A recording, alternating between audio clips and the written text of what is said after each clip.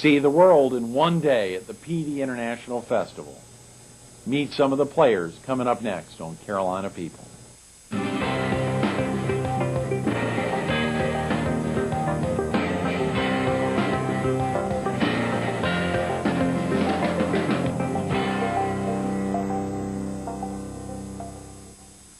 Good morning. Welcome to Carolina People. This morning we're at Francis Marion University.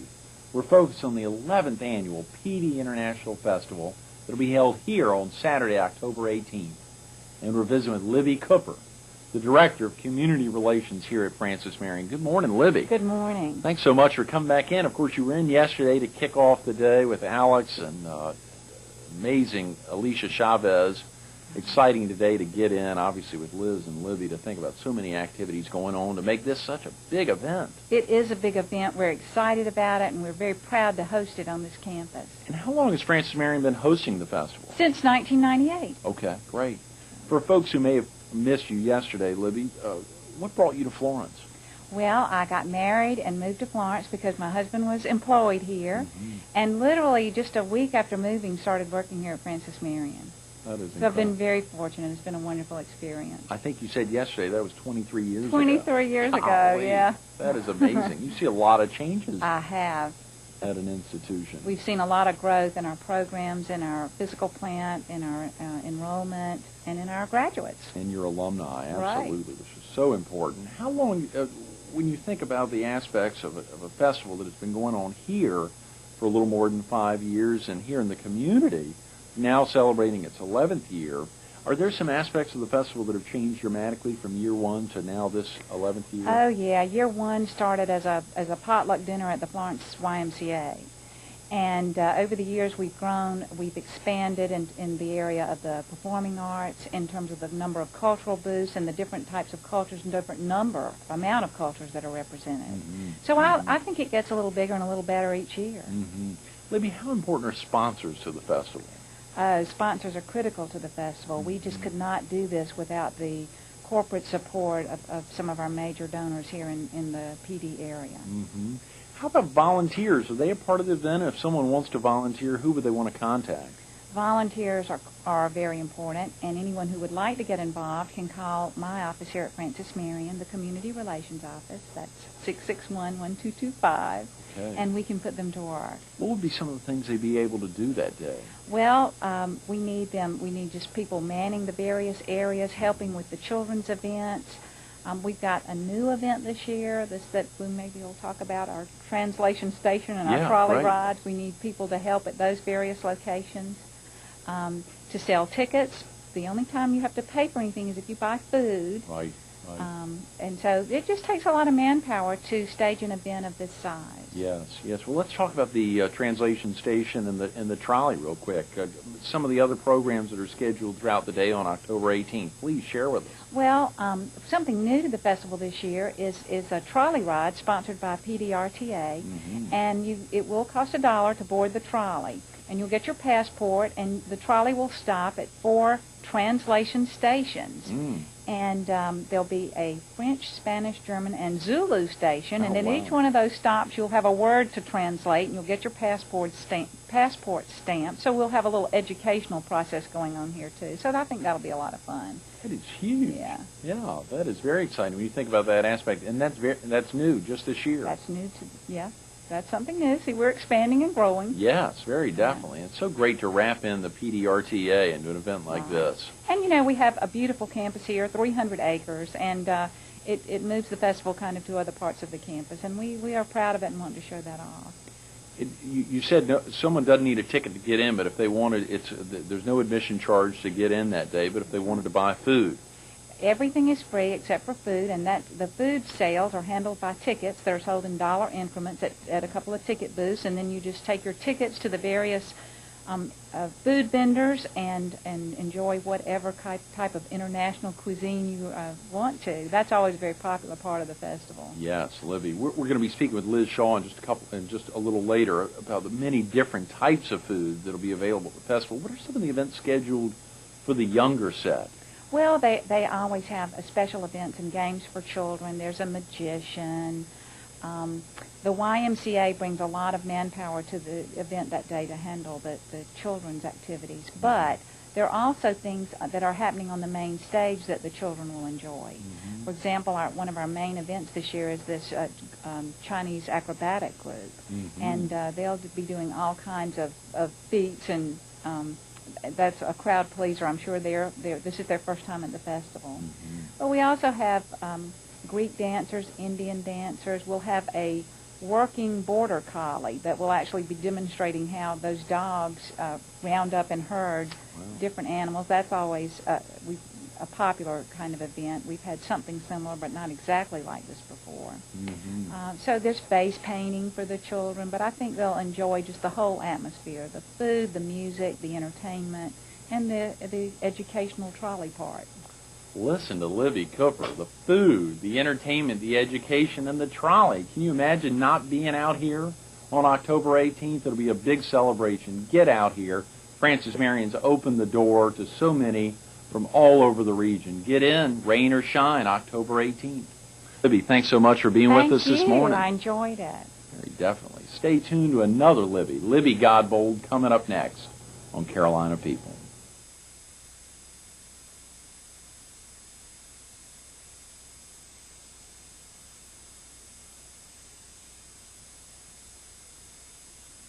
Good morning. Welcome back to Carolina People. This morning we're at Francis Marion University.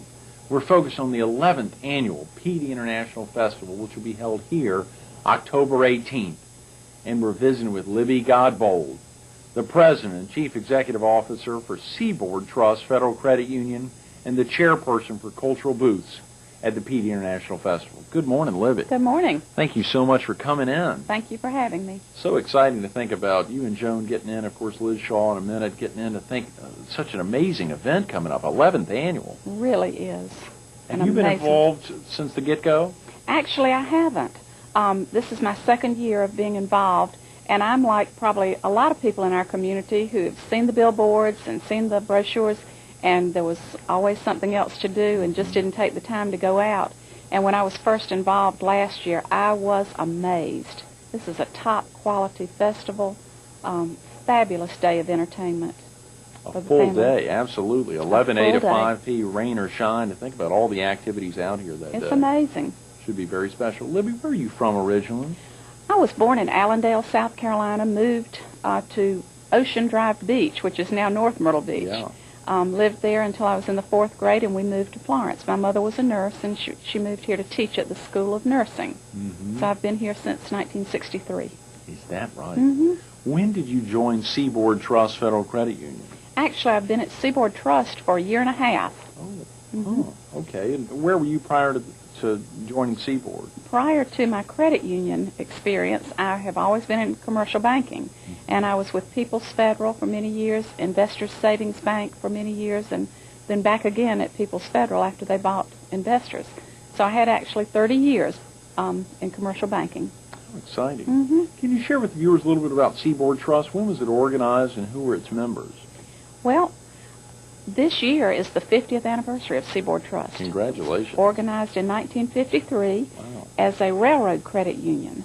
And it's interesting that back in 1953, some of the management in the railroad and some of the higher paid people were concerned that the lower salaried people were doing business with loan sharks here in Florence. And so they got together in somebody's living room and they said, we need to see if we can help out these people that work for the railroad. And so the credit union was begun. And we've been a railroad credit union, and then we've added other employer groups over the years to make it 50 years of serving the Florence community. That is amazing, It Libby. really is. How does a credit union differ from a commercial bank and much of your banking career having been in the commercial lending side? How does the credit union shareholder benefit?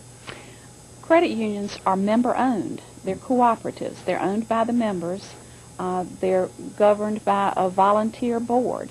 Of course, banks are owned by stockholders or shareholders. When you have an organization that's member-owned, it's just a different atmosphere. The members take pride in their organization. It's a more personal experience when they walk through the door, and we try very hard to just meet the financial needs of our members and do it in a fair way. There are a lot of people have a lot of financial challenges today, as we all know, and we like to provide fairly priced financial products to our members. Now, can anyone become a member or a depositor? Currently, we have a closed field of membership because we only have certain groups that we can service, but we are, as we speak, applying for a community charter, and that would allow us to open our doors to anyone in Florence County who lives, works, goes to church, or goes to school here. So we're looking forward to the day that we're approved for that community charter. And we've heard that language, lives, works. Jim McDaniel from Coastal Carolina Trust Federal Credit Union, was with us just a couple weeks ago in the Fox studio. It's amazing hearing him talk about federal credit unions, but I want to see if some of the differences there. How did you become involved in the PD International Festival? Actually, it was that I couldn't say no. A friend of mine was co-chaired this committee with Barbara Harriet, and she was involved with band. Her child was in band, and she said, "Libby, I'm so tied up in this. Could you help out?" And so I told her that I would, and that's how I got involved last year, and it's been a wonderful experience. How exciting. Libby, what are some of the things you do in organizing cultural booths for the festival? We contact, maybe 2 or 3 months out, we contact the people who have had cultural booths in the past, and we try to, of course, encourage them to come back. We're always on the lookout for other cultural booths. The International Club here in Florence, of course, meets international people all the time, and those contacts are made. We go to other international festivals. We went to the Columbia International Festival this year and put out some feelers, and so we're always on the lookout for other cultural booths.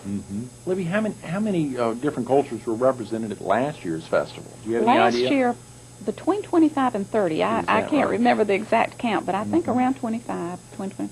Are you all expecting a similar count this year? We're shooting for it. We're still taking applications, and we're hoping that some other people will come in and join us. Every year you lose a couple and then you gain a few, so we've got some new ones this year that we're excited about. Do you have any duplicate booths, or it's almost exclusively... We don't. We don't encourage, particularly because some people sell things, and so we don't. We have just everything's different. Wow, and so 25 or 30 different cultural groups represented. Now, if a viewer was possibly interested in being involved, who would they want to contact? They can contact me at the credit union at I'll start with 843-669-5619. And I'll be glad to email or fax or hand deliver the applications and the information on what we'll be doing. And you can take folks from a very large area. You said you were over in Columbia checking out the scene. I mean, you can take folks from Lumberton, Laurinburg, Whiteville. We have people from out of town that come every year. Right. Are the booths set up in one area, Libby? They're all in the Commons area of the Smith University Center. It's a large area, wonderful flow. It's sort of in a semicircle, and it's a great place to have these booths. We provide a backdrop, a cloth backdrop, and 2 tables, and electricity, and we'll also provide a TV VCR if you want to show, tapes and things like that. And then the people just bring their displays or the wares that they're selling. How exciting. What are some of the things people can see in some of those booths? Oh, it's amazing.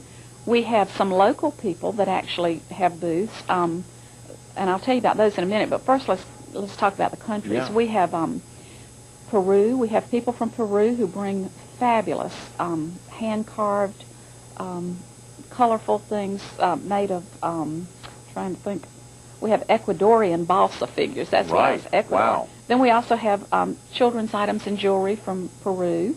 We have Lebanon. We have, they'll do Arabic writing. If you bring your child and they want to see their name written in Arabic, they can go home with a little piece of paper. We also have People's Republic of China who will be doing writing. And this really interests young people. We have Greece, India, Germany, Japan. Our wonderful friends from Honda dress their little children up, and it is amazing. They dance and they do origami, and it's just beautiful, beautiful booths. I can go on and on. We've got Bethlehem in Palestine. We have Poland, and then we have some local people too. We have Friendship Force who always does a booth, and I don't know if you're No. familiar with Friendship Force. It's a group of local people, and it's an international organization, but they try to encourage global goodwill by friendships between people in other countries. And it's an exchange type program. And I know the Florence group has hosted Great Britain, Russia, New Zealand, I think, and then the Florence group has traveled to other countries too, in Costa Rica, some other places. Wow. So that's a neat. You can join the Friendship Force. And then our IB program at Williams Middle School always does a beautiful art booth, art from different countries, and we usually have something from the ESL program, that's English as a Second Language program at Poynter, and those people who are taking those courses come out and do a booth, and we just have a vast array of wonderful things that will just celebrate the diversity of our community. Diversity is the word. Libby, lastly, what benefits do you think the community derives from this festival? Well, I think that it's so important for us to teach our children. When I was a little girl, if you talked about a melting pot, you were talking about Chicago or New York. But Florence is a melting pot, and it's important for us to teach our children acceptance and an appreciation for what else is around us. You know, these are our neighbors, these are our friends, and children love to come out and see those things. So I think it's very important for all of us to be aware of the impact that these wonderful people have in our communities. You heard her say it. The impact is amazing, both the diversity, but the acceptance aspect. A melting pot. It's not just in Chicago or New York. It's in the PD area. Get out here. How often do you get a president and CEO of any financial institution offering you to give her a call? She'll hand-deliver a packet if you want to get a cultural booth out here. Libby Godbold, thanks so much for being with us. Thank you so much. Absolutely. Stay tuned to Liz Shaw coming up next on Carolina People.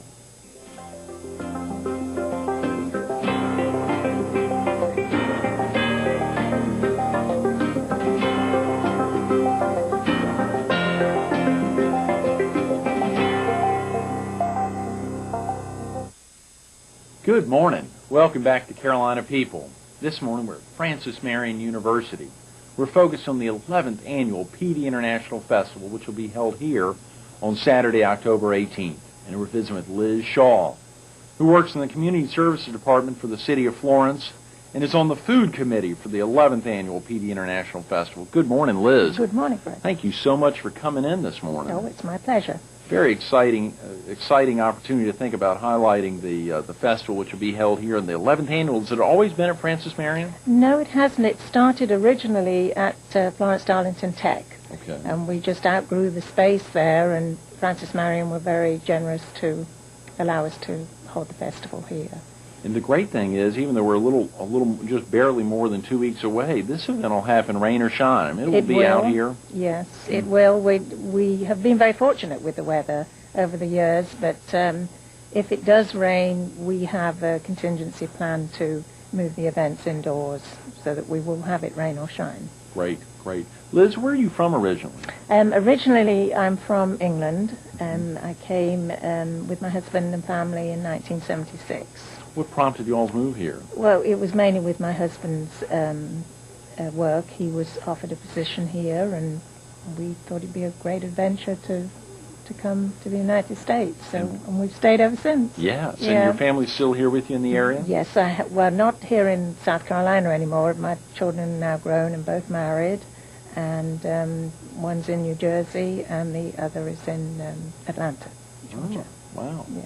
What services does the Florence Community Services Department provide? We provide the affordable housing program, which the city administers, where we help qualified applicants find a home and be able to buy a home. And we also, one of the things that I'm mainly involved with is the annexations into the city. We have had quite a lot of activity with that over the years. I also do the GIS mapping for the city, which is our computer mapping program. And floodplain management also falls under my responsibilities, and addressing for 911 purposes. So a mixed bag of activities. Absolutely. But Quite a bit of hats there. Yeah. Right. How long have you worked with the City of Florence, and what was your first job? Well, I first started with the city, and it was just in a part-time capacity. I think it was back in 1980, and I worked with the planning department for several years. How did you become involved in working on the PD International Festival? Well, it was a position that I actually inherited from a former employee with the city. They had been involved with it, and when she left, she delegated the responsibility to me, and I've enjoyed working with it. Probably now I've worked with it for about 8 years. 8 years? Yes, yeah. When you began, was it at Florence Arlington Tech? It was at the Tech, yes. Okay, yeah. okay. How many participants, when you think about the growth of the festival, has it grown dramatically? It has. The first few years we probably had maybe a couple of thousand people come to the festival, and now we estimate we're getting around about 5,000 people Is come. that right? And so it's grown tremendously. It's a fun festival. Yeah. Are folks who come out here for the first time, or do you see in people's faces the surprise as to the level of diversity in the community? Well, that continues to amaze me. I mean, I've lived here now quite a long time, and every year we meet people from other cultures and backgrounds that are in the PD area and have heard about the festival, and they come out, and then a lot of local people who come and talk to all the different nationalities that are represented.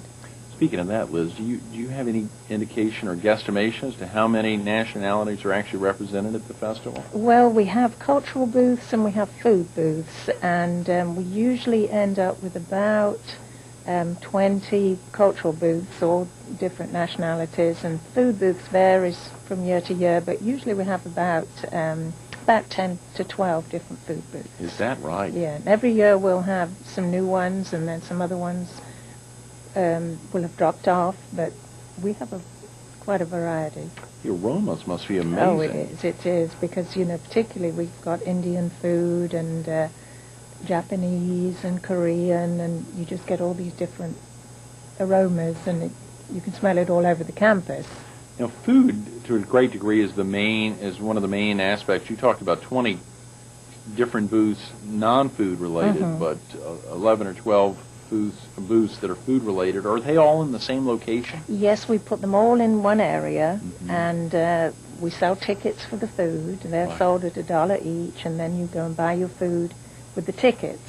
This is so people don't have to handle money. And then at the end of the day, we reimburse the different food booths with cash. With cash. But we do have them all together. Yes. But there's no admission charge for the event. No, we're very fortunate that we don't charge admission. The event is sponsored by local companies, so there's no admission charge. So your cost would be, whatever you might want to eat and drink. Right, Yeah. right. And on the booths of seeing, like Alex Palkovich, who was in earlier, thinking about some of the activities himself, bringing a lot of art out, as well as the other artists from Mexico. These are situations those are free aspects. Yes, yeah, they are. There's and the entertainment is free. I mean, we hire the entertainment, so. Cesar, and many others. That's right. I saw it. It's amazing. How do you coordinate this program? Do you try to have one booth for each culture? Yes, I mean, we ask, we solicit people to have booths, and gradually over the years we have some regulars, and then we hear about other different cultures in the community and ask them if they'd like to have a booth. So we still have space. If anybody hears about it, we still have space for some more if anybody would be interested. Great. If a viewer was interested, do you have a number handy, Liz? Yes, they could call me. The best way to contact me is at my work number, which is 665-3175, and that's just from 8:30 till 5. Oh, can you list some of the nationalities that have signed up for a food booth? I know you laid out a couple of them, but just to summarize that again for the October 18th festival. I'm sure I won't remember all of them, but sure. We have, as I mentioned before, Indian, Japanese, Chinese, Korean. We have Colombia from South America. We have somebody from the Republic of Georgia, from the former Soviet Union. This year is a new booth. We have a gentleman that does Cajun food, and we have Greek pastries, German pastries. We have Mexican. I think that's about all I can remember. Yes, I know there's quite a few. Yeah. It's amazing to think about. That's a difficult question. I know. What do you like best about the festival, Liz? Well, I think the diversity of the festival is what I enjoy. You see a lot of people, a lot of families come, and it just seems to have a very fun atmosphere, and I think people enjoy meeting people from different cultures and learning about different parts of the world. It being the 11th annual, obviously it's been very popular in the community. It has, yeah. For folks who may be coming for the first time, how would you describe the event, let's say, to your friends, to really intrigue them, to want them to get out here? Well, and obviously I'm biased towards the food, but, I suggest that they come out for their lunch on Saturday and come and try different kinds of food and watch some of the entertainment and then go and look at some of the cultural booths. It's a unique opportunity. There's nothing else like it in this area. You heard Liz Shaw say it, a unique opportunity. Nothing else like it in the area. We're a little more than 2 weeks away, October 18th here, Francis Marion, 11 a.m. to 5 p.m. Not only amazing food, but amazing culture, amazing diversity. Get out here. Liz, thanks so much for being with us this morning. Thank you for having us. Absolutely. Stay tuned to more Carolina People coming up next.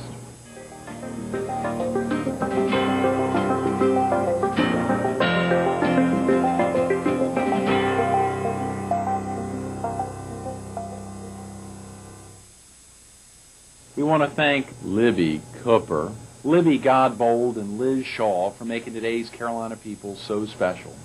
Get out here Saturday, October 18th, 11 to 5, rain or shine, the 11th annual PD International Festival at Francis Marion University.